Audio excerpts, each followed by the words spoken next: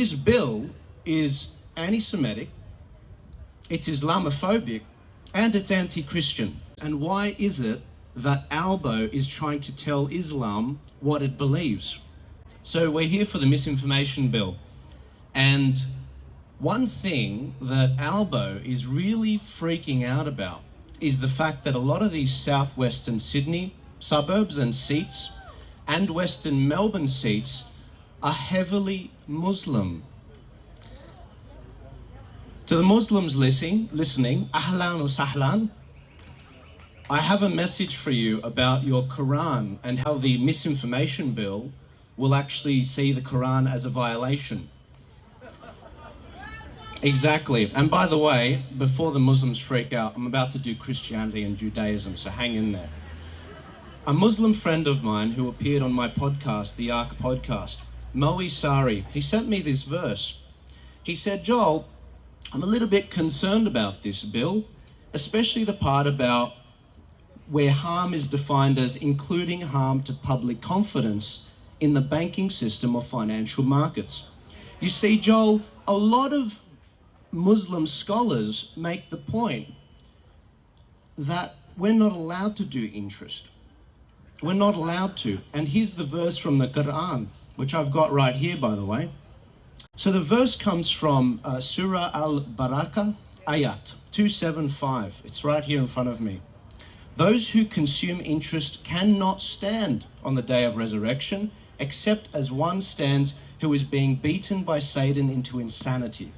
The point is, whether you're a Shia or a Sunni Muslim or whatever, an Alawi Muslim, you're not even allowed to have a debate about that, because Albo, in his freaking arrogance, wants to tell you guys what you're allowed to say.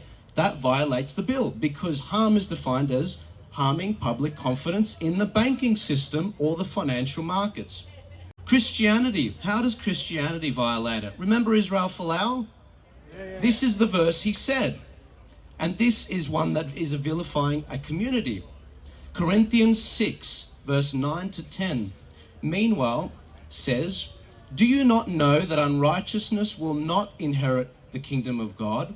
Neither fornicators, idolaters, adulterers, homosexuals, sodomites, nor thieves, nor covetous, nor drunkards, nor revilers, nor extortioners will inherit the kingdom of God. That is vilifying someone's sexual orientation. Gone. Muslims gone, Christians gone. What about the Jews? Exodus 32, 9 to 14. God in the Old Testament talking about the Jewish people. I have seen these people, the Lord said to Moses, and they are a stiff-necked people.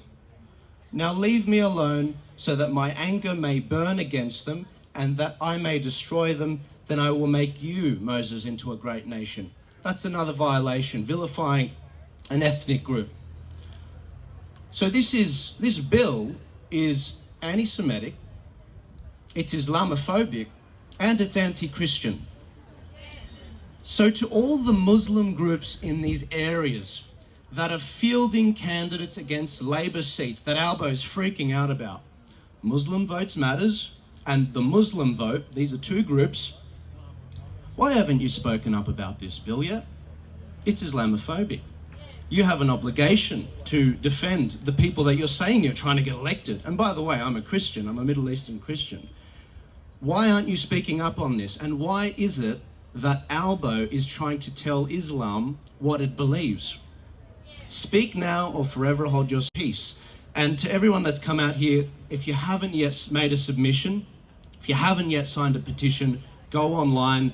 I'm doing a petition at tpaust.com.au, but the number one thing you can do is directly go to the website, make a submission yourself, get your friends, get your family to do it. And everyone, I want to thank you again for your consideration in listening to me, and I'll hand the mic over. Thank you very much. Cheers.